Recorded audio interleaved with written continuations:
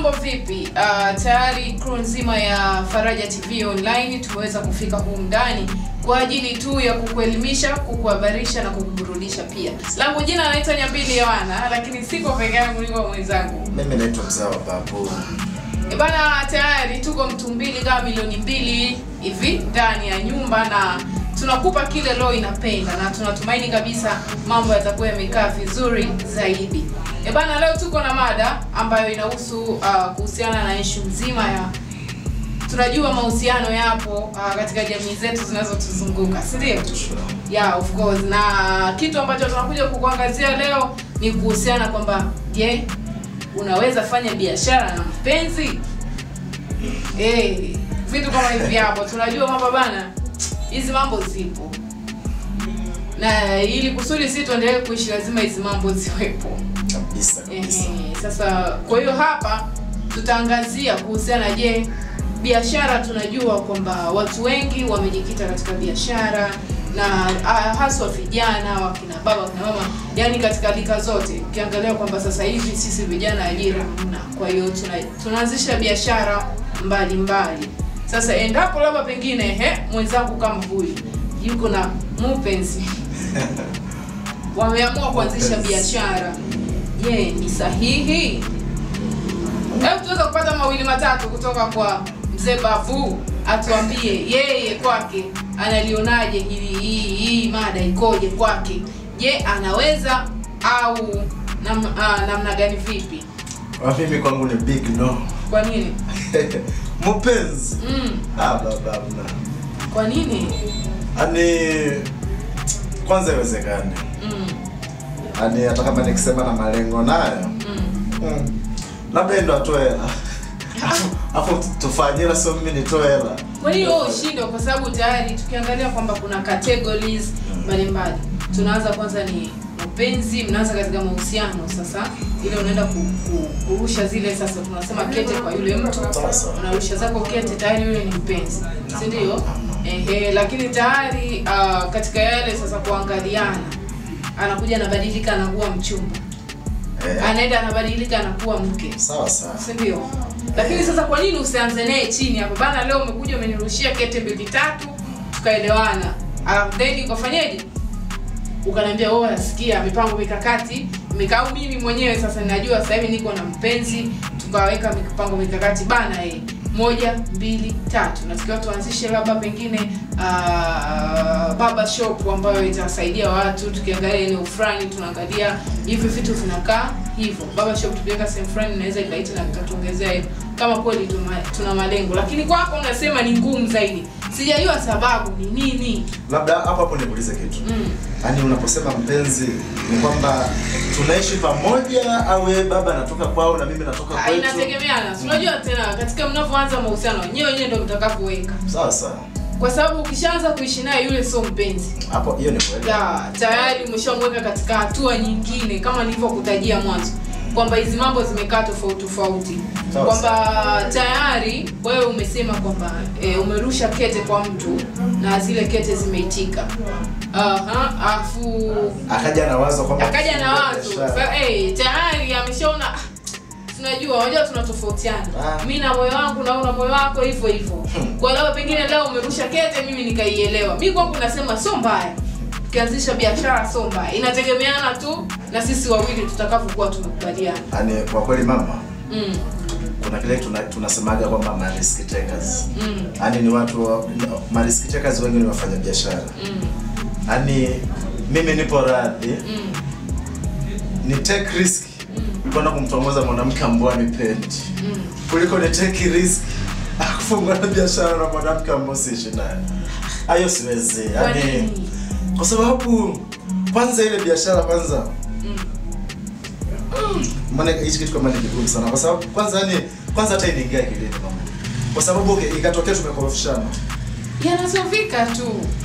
Tukikorofishana kwamba tunagawana na mali au mmoja anasusa na mmoja. Unajua hizi vitu ni hatua tu, kama vile mtoto ambaye anazaliwa na anaanza kupiga hatua ya kwanza kutambaa, kukaa, kufanyaje, hizo vitu zinakuwepo.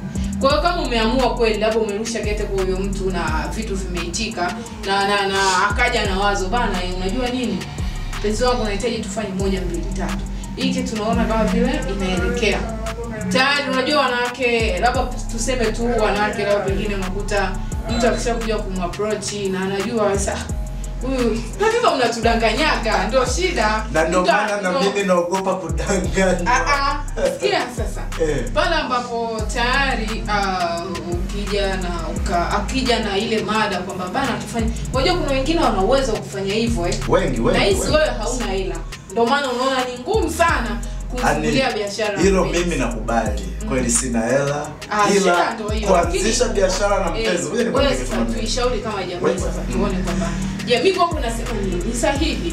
Mimi ndipo kama kweli mnahitaji kupiga hatua kutoka katika mpenzi kuingia katika mchumba na kuingia katika ile baba na mama sasa.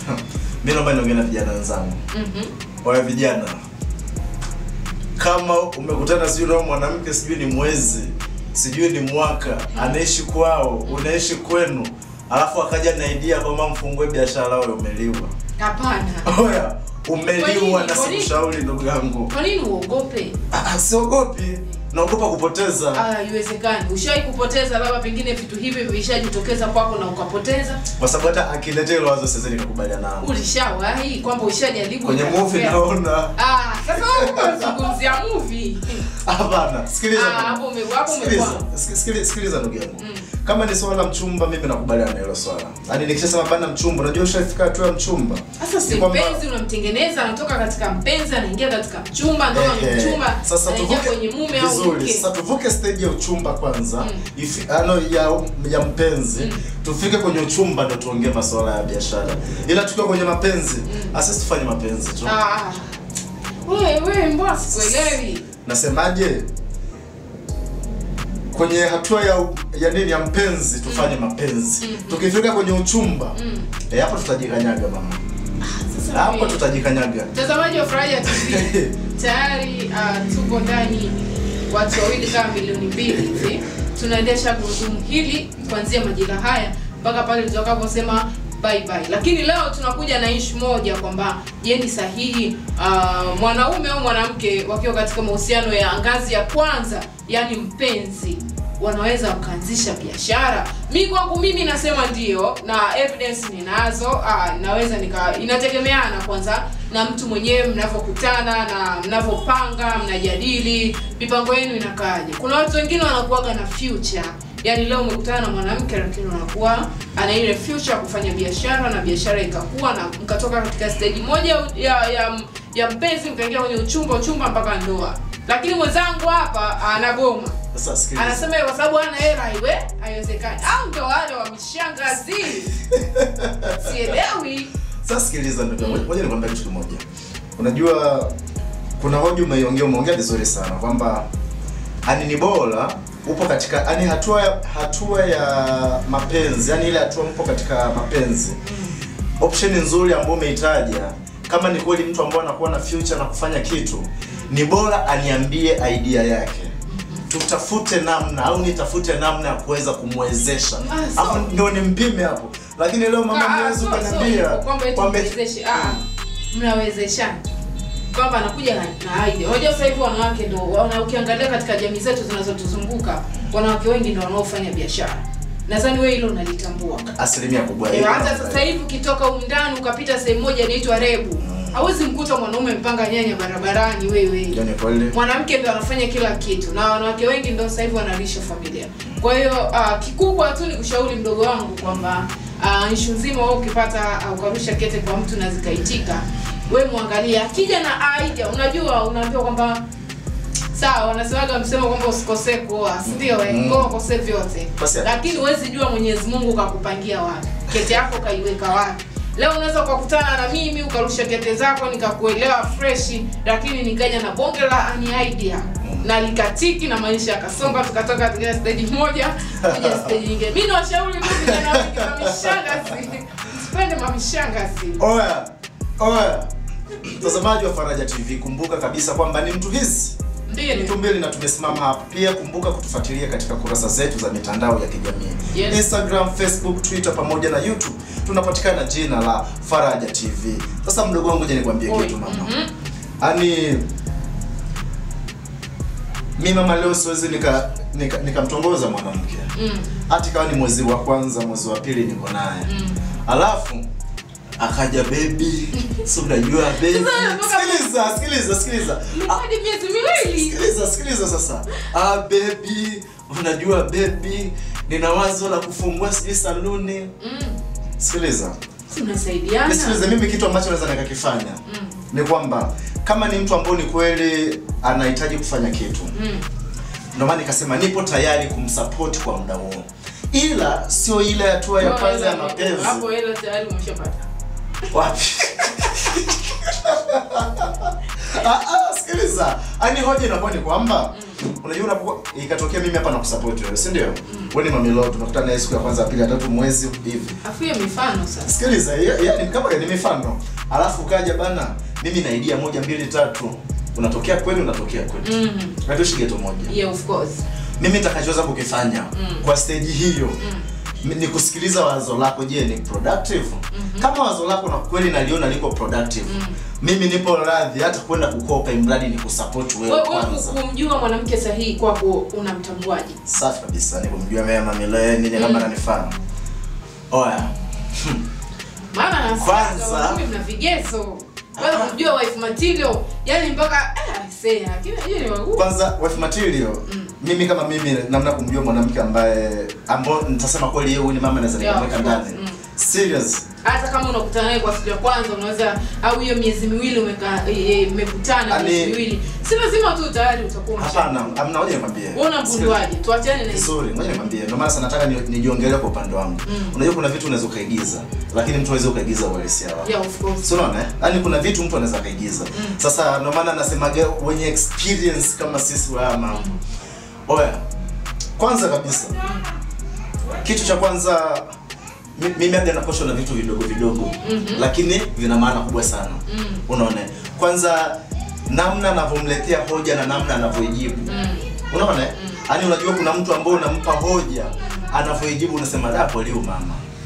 Sio kama tunaelewana. Namna anavyosolve matatizo. Sio kama tunaelewana. Naelewa. Namna ambavyo anavyokushirikisha katika masuala yake ya msingi. Usimalize vyote. Bana, mtazamaji wa Faraja TV online. Huyu mshikaji anasema kwamba ana vijidude vidogo tu ambavyo tayari vinamfanya kumjua wife material. Bana, mimi nasema tu tuma ujumbe wako mfupi, dondosha komenti zako hapo, ingia tu YouTube andika Faraja TV online, tujulishe tu bana wewe unafanyaje? Je, ni sahihi katika swala zima la kuanzisha biashara na mpenzi au inakuaje? Au pengine vijana mnapenda mama mnapenda mama shangazi. Mshangazi akilipenda anakuja na biashara yake. We, hebu tuachane na hizo mambo. Mimi nafunga mkataba sasa hivi. Tunamaliza kama hivi hapo. Asante sana, mimi naitwa Mzawa Babu, lakini vijana wenzangu usije ukaingia kwenye mtego watatu usije ukaingia kwenye mtego kwa sababu utalia. Yaani ni bora umwezeshe alafu uangalie je. Tushakataa. Sasa unataka tufanye wote. Unatokea kwenu, unatokea kwetu. Of course, tumemaliza hiyo. Bana sisi shout out sana kwa watu ambao wanazidi kutufuatilia kupitia kurasa zetu za Instagram, Twitter, Facebook, lakini pia YouTube channel. Fanya kama vile una subscribe ili kusudi wewe kwanza kupata habari zetu kemkem. Sisi bana ni vijana ambao tayari. Tuendelee sana. Oya.